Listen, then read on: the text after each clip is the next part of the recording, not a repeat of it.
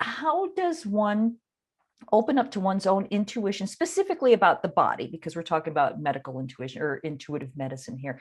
How can you listen to what your body is telling you without fear of either being wrong or going crazy? Because I know that's a fear that many people have when their intuition starts opening. I'm losing my mind. Yeah, that's part of the process, dealing with there's a path to go on. And each person's path is a little bit different for intuitive medicine and intuitive healing. But, some very common obstacles are I'm crazy if I express myself, I'll go crazy or no one will accept me. I'm so weird. And the other is, what if I'm wrong? And guess what? You will be wrong sometimes. So you have to get used to it. It's part of the flow. And the more you develop your intuition, the more you're going to get a real sense of what feels right, what feels off, what to trust, what not to trust. For instance, very highly emotionally charged material, if you're picking it up, is usually not correct versus more neutral witness state observations. Those are usually more accurate.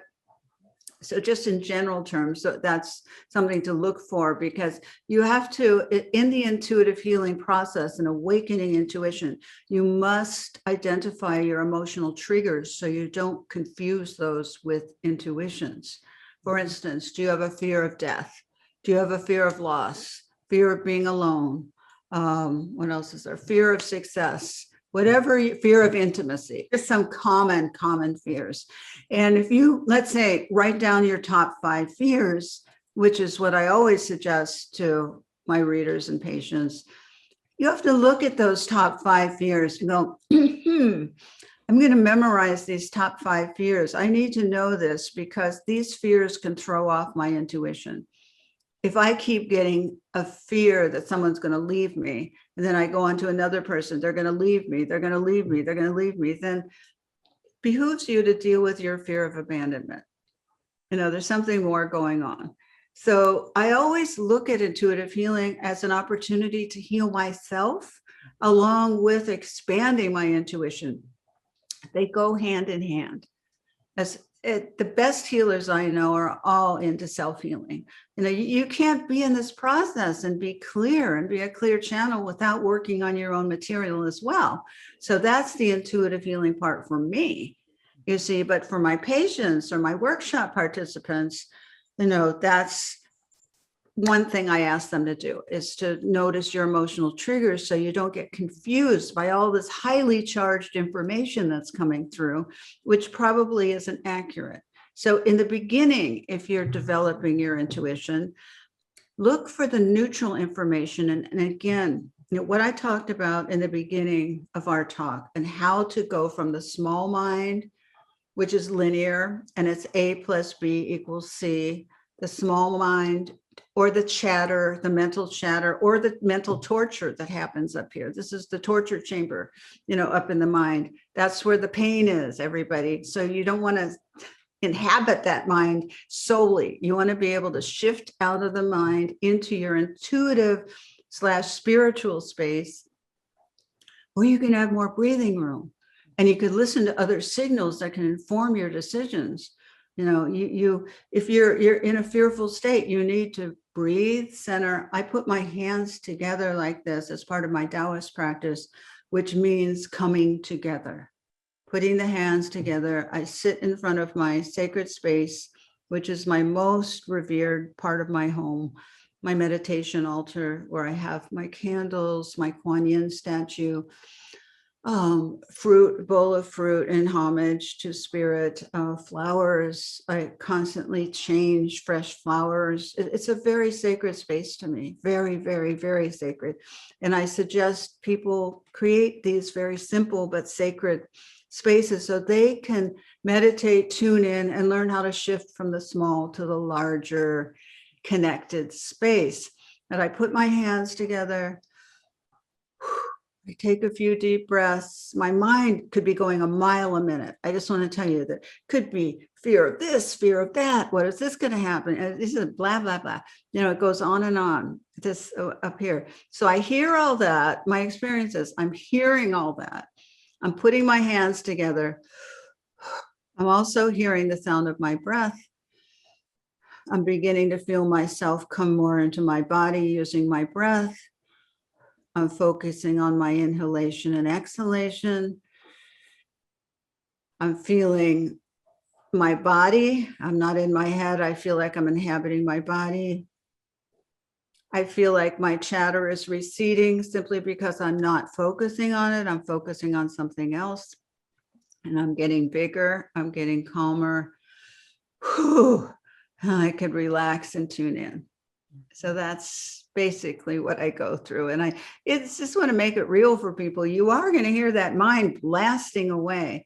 And the secret is for intuitive medicine is not to try and shut the mind off. That's a big mistake that people make. If you shut the mind off, it's going to get very angry at you. Get louder. You can try it and see what happens. But you don't want to do that. That's not the right approach. The right approach is you just let it go. But you consciously shift states by using your breath, or some people use a mantra, which is a sacred word or phrase that helps you to tune into your center. And you let the mind recede on its own. You don't do anything to try and squash it. All right. It will recede. It's like a channel going into the background as you place your attention on your heart, on your breath, which is a hypnotic incantation, the breath, the inhalation, the exhalation. I could hypnotize you if I keep saying this. Inhale, exhale, inhale, exhale, inhale, exhale. It's like rocking. And I was like, I could put you to sleep and relax you, and the mind won't know what happened. It'll just go off somewhere, which is what you want it to do. And then you'll be in this quieter space and you'll be able to feel your body, number one, because if you're in your head up here, you can't feel your body. It's just, you're just living disembodied head here up. That's how a lot of people live, Right. And it's a very painful way to live. So you don't want to live that way. You want to use your mind for all that it's worth, all the brilliant, wonderful insights and logic and debating and analyzing and fantastic, but what it can't do is get you out of the prison of the mind when you're in emotional pain. Cannot do that. So you must know the limitations of the mind so that you can learn how to do just a simple activity that my way is to put my hands together, sit at my sacred space, use the breath, let the mind recede. And then, everything opens up. Suddenly, the boundaries are not like closing in on you. Suddenly you're like, wow, all right. Now I can ask an intuitive question. What can I do about the pain in my hip? Let's say you have something very specific. All right, you inwardly ask this question once the mind recedes. You're not asking the question to the mind. Just know that. You're asking it to your intuition, which is in this wide open space. And so suddenly you might get an image of a castor oil compress, or something like that, a flash out of the blue. The castor oil compress, what is that? So you look it up on Google and you see, Edgar Cayce uses these castor oil compresses for pain. I never thought of that. No, it probably won't work. Maybe I'll try it. So you can talk yourself out of it too. But I advise you, if you get these flashes in this enlarged state that you're in, just give it a try. Your mind's going to give you a hard time sometimes. It's going to have all kinds of reasons why not to follow what your intuition just told you. But if there's anything I've learned is over the years is that my intuition is not going to lead me astray.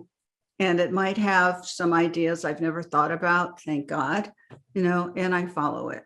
Just follow it. That's my law of self-preservation.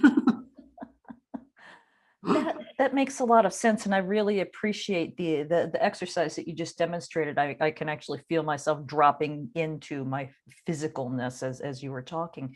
So I'm wondering then if we're trying to tap into specific symptoms, we don't know what's going on inside here. We don't know what to tell our doctor when we go. do you recommend that we try to sort of diagnose ourselves or just feel into messages? How would you recommend we translate what we're feeling into what we need to work with then? Yes, that's an interesting question. Well, first, it's just obvious. What are you feeling? Do you have a pain in your stomach? Do you have, irritable bowel symptoms? Do you have headaches? Do you have a feeling of low energy? You have to ask yourself, what is my body feeling? And an important question to ask is, how is my energy level? Because your energy level, should be good most of the time. If it's not, if you're tired a lot of the time, then it needs some tweaking. Your energy should be good. Of course, you need rest days, and you need to really practice a lot of self-care, and especially empaths who can't be overstimulated. So if you're overstimulated, your energy is going to go down. So you've got to just not be like neurotic, hyper vigilant, but just very loving with the body and saying, how are you feeling today? And, you might go in, what you tell the doctor, depends what kind of doctor you go to, of course. But if you go to, let's say, an old school doctor, let's say you need to get a knee replacement, you tell them, my knee isn't working. I have a lot of pain in my knee, and I think it's worn out. And then the doctor will say, okay, let's get an X-ray or an MRI. And you go, okay, because that's the way of traditional medicine. That's how they diagnose. I mean, you might know you need a knee replacement, but they're going to have to do these tests. So, you have them done, and he says, you need a knee replacement. Your intuition told you that before. And so you just go about doing it. You don't talk to these doctors with, oh, my intuition told me this, because the old guys, and I'm really talking about the good old boys, old club, not the functional medicine doctors that are out there that are more hip and informed, but these old guys, they're around, and you have to talk to them in their language. And you just have to realize their limitations. If you need to have a hip replacement or a knee replacement, you go to them because they're the experts. I mean, hopefully, those orthopedic guys will be replaced with more, someone with a wider span of knowledge, but, maybe not. They're pretty tight and rigid, those guys, but, they're good. They're good people. You just have to know their limitations. All right. And so that's how you talk to them. But if you go to a functional medicine doctor who's trained more in energy, who probably knows what an empath is, the ideal, and this is what my doctor is to have both traditional training and functional medicine training so that they can go to both places. It makes sense. Mm-hmm. That's ideal. If you could find somebody like that, you can't, depending on your locale. I'm in Los Angeles, so I have a lot of options, but, depending on where you are and what's available, though you might consider doing Zoom consults with somebody at a distance just to get a second opinion with the functional medicine doctor. So if you're talking to somebody who gets it, you can talk in energetic terms. If not, then you just talk in what needs to be fixed terms. Mm-hmm. Right. And have respect for everyone. I always, that's why I've, knock on wood, had such good luck with my colleagues, throughout all this. It's been like 30 years because I have ultimate respect for everybody. Mm-hmm. I try to, and that works. I've seen physicians get very oppositional with the mainstream physicians, and they fight and they go at it. And that's never been my way. I come from a Taoist path, and for 30 years, I've been practicing Taoism and Taoist meditation. And the secret is to always harmonize rather than go like this. This is not the answer for what my body needs. Mm-hmm. And in terms of relationships, of course, I'm not always perfect. Nobody is, but that's what I aim for. Is to harmonize with where people are at rather than battering them about changing their views on things. I've never been a batterer. So many people are interested in my work and what I do, thank God. And it's always been so since I started this, that there are plenty of people who are attracted to this. So I don't feel a need to go and convert people. Thanks for listening. Check out Castle Gate, a novel based on my own ancestral healing journey, at lisabonis.com. In 1921, 4 men set off from Scotland to the United States. Will Garrock, his brother Pete, his son Willie, and his nephew Thomas, all coal miners. They left behind the miners' rows and the nationwide mining strike with its soup kitchens. Their destination was Castlegate, Utah, where they had kin to welcome them before sending for their wives and children. They prospered in America, working in one of the finest mines in Utah. Until that tragic day, March 8th, 1924. Disaster struck. 3 explosions, trapping 171 men inside. Rescue crews worked tirelessly for days, but sadly, they could not save a soul. Women were widowed and children were orphaned, and some never recovered from their broken hearts. Castlegate is the true and tragic saga of a Scottish family whose dreams of finding their fortunes in the bountiful coal mines of Castlegate, Utah during the Prohibition era explode in one of the most devastating mine disasters in American history. Learn more at lisabonis.com.